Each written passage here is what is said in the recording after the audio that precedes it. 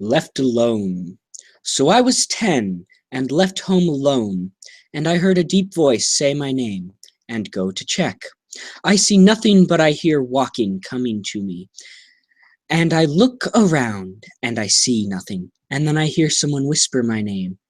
And I yell something which I can't remember. I think I said, "Who's there?" or something like that. But when I said that, I back up in a campsite and I look like a ghost. And it looked like a ghost town. So I'm scared and I'm left alone and it's cold. So that's great. And there's no fire.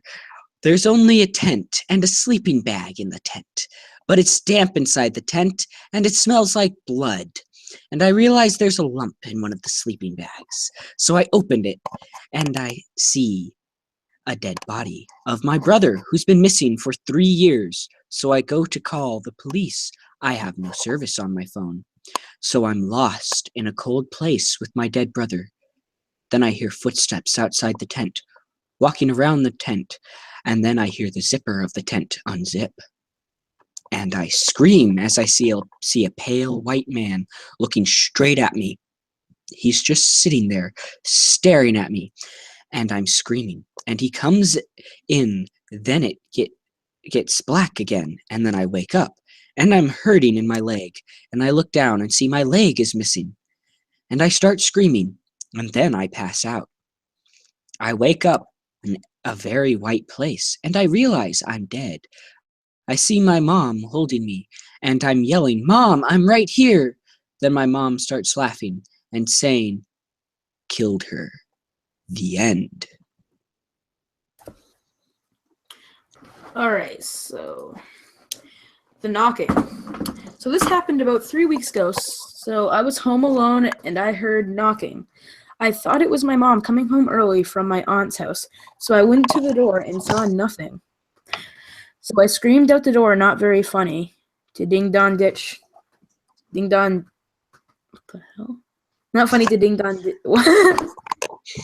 Not funny to Ding Don Ditch someone's house. So I was sitting watching TV and had the whole knocking thing off my mind, and I hear knocking again. So I go to the door, and once again, no one was there. So I scream something different this time. I'll get my dad to tell you off, but the thing is that I'm home alone, and that person or that thing or whatever it was heard the lying in my voice. And I know that how you may ask, what the heck? You may ask, is because I heard running coming straight to me. Then I see black. I wake up and I say, "Oh, thank God." The end.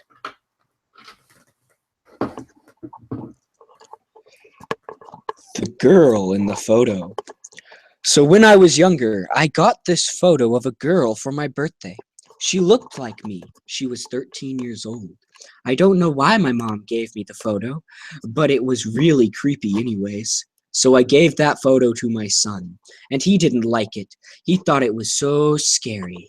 So one night, he was sleeping, and I heard a noise from his bed, and it was a girl screaming. So I ran to his room and saw the little girl sitting on my son's bed, and she was looking up, screaming, and my son was crying, so I passed out. And the next morning, I saw my son laying on the floor, all bloody, so I took him to the hospital, and he died the next morning.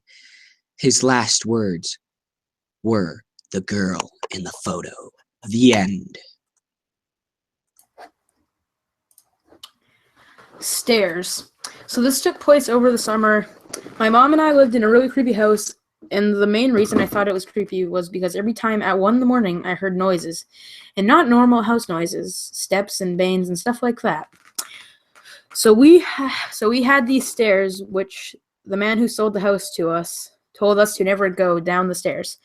I don't know why, but I really wanted to find out what was down those stairs. So at 1 in the morning, I hear steps, knocking, screaming, and all kind of stuff. I don't know. I don't know how my mom didn't come out of her room by now. So I went So I went out there to see what was going on, and as soon as I get out there, everything stops. Then I hear a door creak and open, and I look at the door that goes to the stairs, and it's open. So I go to the door, and I'm thinking if I should go down the stairs. And at the time, I was 9, so don't blame me for what I did next. So my 9-year-old brain told me to go down the stairs, so I did just that.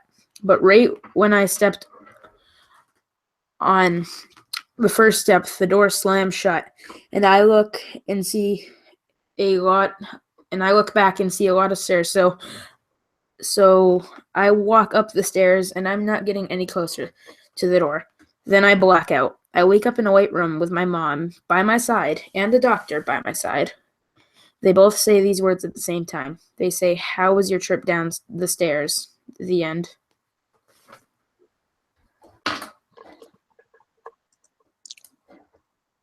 The girl in the room. When I was 5, I've had a dream that a girl who would look at me while I was sleeping. This girl had long black hair with pale white skin, and she was really tall, like 6'5" or something. She wouldn't really do anything. She would just stand there till morning. So this stopped when I was 7. Then it came back like a boomerang many years later. So 10 years passed, then 3 more. So I just moved out of my parents' house about 1 week ago, and right as I moved to my new house, it was really cold at night. So about 3 months later, I saw that same girl again, but this time it wasn't a dream. So this girl still looked the same as 13 years ago. So the second time this happened, I felt a sharp pain in my left side. Then I passed out, and the next thing I see is white. The end.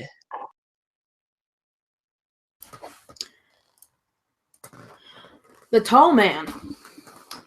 On the day of my little girl's birthday, I got her a play phone, and she would always say she's talking to her friends, so I just thought it was a fake friend or an imaginary friend.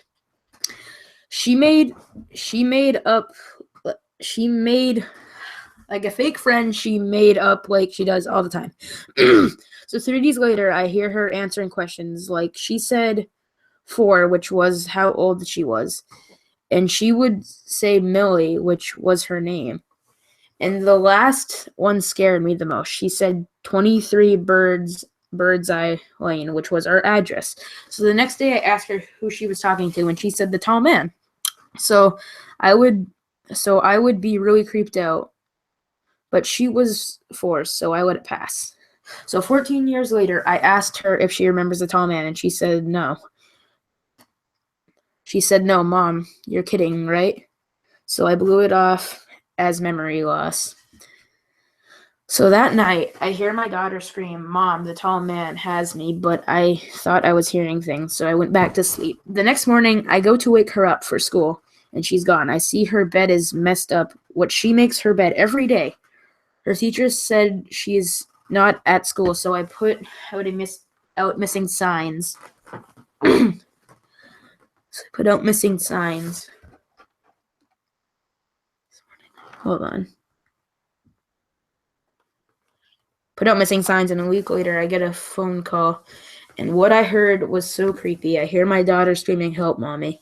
So my brother can hack, so I had him trace the number, and it led to an old creepy, and it was abandoned, so an old creepy house, and it was abandoned. So I run inside and see my daughter in a chair, all bloody, with a knife in her hand, and she's crying. So I grabbed her and got to the hospital, and she had 3 stab wounds, 1 in the hand, 1 in the leg, and 1 in the foot. I was told to go home, so I did. And 2 hours later, the hospital called me. They said my daughter passed away. So I go to the hospital crying, and I see my little girl dead on the bed. And the doctors said her last words were, "The Tall Man." The end.